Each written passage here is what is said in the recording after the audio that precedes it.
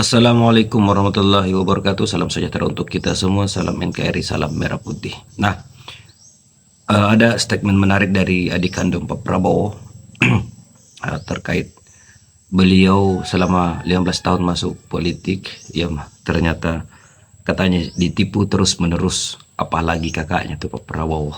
Berarti lebih banyak ditipu dalam politik. Nah, kemudian ada video di mana bentuk perlawanan asli dari Pak Prabowo, yakni dengan membebaskan tahanan-tahanan politik era Joko Widodo. Oke bosku, mari kita simak videonya. Kalau orang baik tidak mau masuk ke ranah politik yang betul kotor, berdosa, jahat, penuh dengan korupsi. Saya selama 15 tahun di bidang politik ditipu terus menerus. Waduh. Dibohongi terus menerus. Saya Dibohongi. pribadi, apalagi kakak saya. Waduh. Ngeri kali ya. Saya bersaksi. Bersaksi. Orang terhormat, tidak beretika,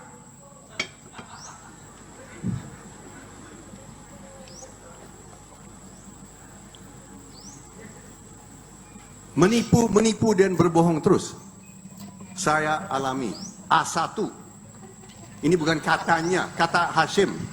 Anda tahu, Anda pernah menafsirkan Jokowi dikritik ini dikata-katain gitu. Ya, Kan ada yang ngatain ya, Jokowi tapi dia diam saja.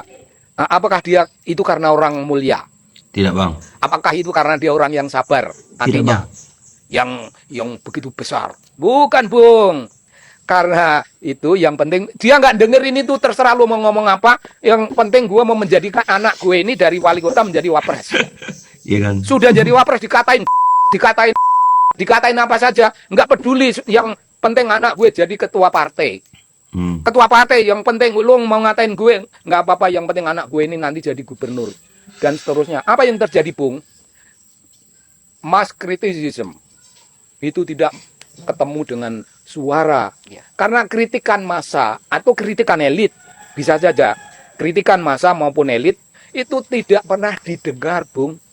Jadi kritik bukan bagian dari kekuatan demokrasi yang membuat pemimpin belajar dari sana. Pemimpin membuta tulikan dirinya, sumum bubngum yum fahum layar jiun. Pemimpin itu membuat dirinya buta, membuat dirinya tuli, membuat dirinya tidak mendengar, tidak peduli apapun.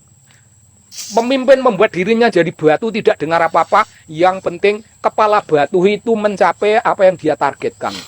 Targetnya itu. Jokowi dikritik, diam. Wah, bukan karena orang mulia, Bung. Semua orang kan menganggap wah Jokowi itu hebat, dikritik sabar. Bahkan wali dianggap wali. Enggak, itu salah tafsir itu. Bung Rocky, Presiden Prabowo seperti dikatakan oleh Hukuman Menteri, politik memberikan amnesti. era Jokowi dibebaskan. Pemerintah berikan amnesti ribuan napi. Prabowo bebaskan para lawan politik Jokowi. Narkoba. Ya, tentu itu berita bagus untuk para pengkritik pemerintah, karena keputusan atau pikiran utuh dari Presiden Prabowo menunjukkan bahwa dia tahu apa itu demokrasi itu. Dan hak pertama di dalam upaya untuk mewujudkan nilai-nilai sipil adalah dengan menghormati hak masyarakat sipil untuk memberi kritik, kan itu dalilnya tuh. Jadi kalau akan ada amnesti terhadap mereka yang di rejim pemerintahan Pak Jokowi dianggap sebagai tukang kritik atau dianggap sebagai penghina kekuasaan atau dianggap sebagai dengan mudah kita tahu bahwa anggapan-anggapan yang sebelumnya didelikkan sebagai kriminal oleh rejim Jokowi sekarang diubah atau dibatalkan sebetulnya dengan pemberian amnesti oleh Presiden Jokowi. Nah, undang-undang ITE itu juga seharusnya sekaligus dibatalkan, karena itulah sumber dari waktu itu saya sebut kebanjinganan Presiden Jokowi itu, dan itu yang atau pemerintahan Jokowi. Jadi seharusnya kita mulai membaca Indonesia dari perspektif hak asasi manusia itu, dan itu menunjukkan koordinasi yang bagus antara Presiden, Menko Hukam dan Menteri Hak Asasi Manusia, memungkinkan kita akhirnya paham bahwa ya demokrasi memang adalah justru kemampuan untuk mengolah perbedaan, dan perbedaan itu selalu terwujud dalam bentuk kritik. Jadi tentu Prabowo yang datang dari latar belakang militer justru paham tentang human rights, sementara rejim sebelumnya Presiden Jokowi itu betul-betul datang dari masyarakat sipil, tetapi justru tidak paham tentang human rights. Nah, kontras-kontras ini yang boleh kita sebut sebagai jaminan, atau kita ingin dijaminkan bahwa ke depan semua hal yang menyangkut perselisihan di dalam wilayah politik itu tidak boleh dipidana. Kan politik memang dirancang untuk perbedaan pendapat, itu bukan untuk kesuksesan seseorang memenjarakan lawan politiknya. Itu saya kira poin plus dari pernyataan Presiden Jokowi. Presiden Prabowo tentu. Dan Prabowo membuka diri untuk dikritik. Ya, membuka diri atau tidak membuka diri, imperatif dari demokrasi artinya kritik. Jadi tetap kritik akan dilayangkan pada pemerintahan Presiden Prabowo. Kan itu dasar dari kehidupan atau konsekuensi dari kehidupan berdemokrasi. Jadi kalau banyak orang yang menganggap bahwa Jokowi gagal untuk mewujudkan demokrasi, memang gagal karena memenjarakan orang yang berbeda pandangan secara politik itu adalah ketololan tentunya, untuk tidak menyebut kedunguan seseorang atau sang pemimpin yang tidak paham bahwa mengelola perbedaan itu justru itu seni di dalam pemerintah tuh, bukan memenjarakan orang. Jadi hal-hal yang masih tersangkut di dalam rejim yang lama sudah saatnya, atau memang dari awal tidak boleh didalilkan dengan satu delik tuh. Dan KUHP kita justru harus diubah cara berpikirnya atau paradigmanya itu. Hal-hal yang menyangkut human rights harus didasarkan pertama-tama pada kehendak publik untuk melihat pemerintahan yang basisnya adalah perselisihan, tetapi mampu untuk mengolahnya di dalam percakapan argumentatif. Jadi tidak perlu ada semacam sentimen dikirim pada mereka yang berbeda pandangan tuh. Nah, pemerintahan Presiden Prabowo juga akan diuji dengan cara itu.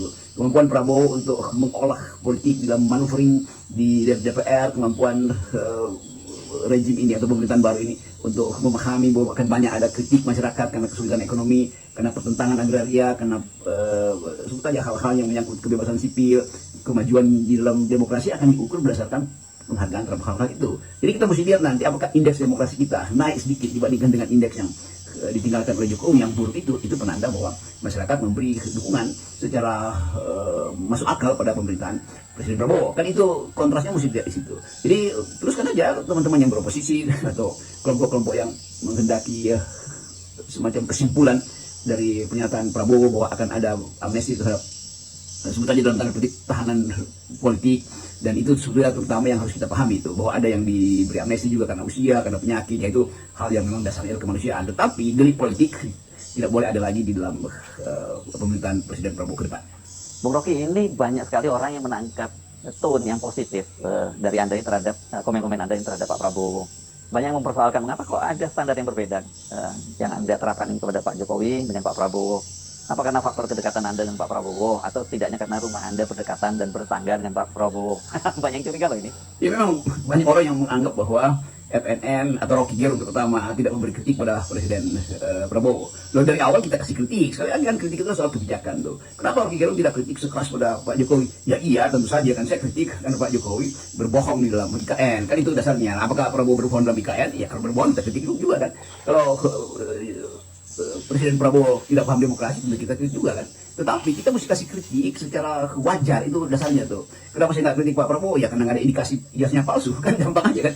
Apakah Prabowo misalnya mampu untuk menjaminkan bahwa ada kemakmuran? Ya kita tunggu sampai betul-betul gini rasio kita berubah tuh. Kita tunggu sampai ada hal yang memungkinkan kita dengan cara yang sama itu memberi kritik yang tajam, bahkan lebih tajam mungkin. Tetapi selama satu pemerintahan itu paham tentang nilai sipil, tidak mungkin kita beri kritik pada orang yang paham nilai sipil. Dan pembuktian itu yang mulai diberikan oleh Prabowo, bahwa dia mengerti bahwa undang-undang ITE itu yang ditinggalkan oleh Jokowi adalah buruk. Dia mulai mengerti bahwa undang-undang Omnibus Law itu adalah buruk tuh. Dan kalau dia mengerti, ngapain kita kritik? Oke bosku, tanggapan kalian di kolom komentar. Assalamualaikum warahmatullahi wabarakatuh.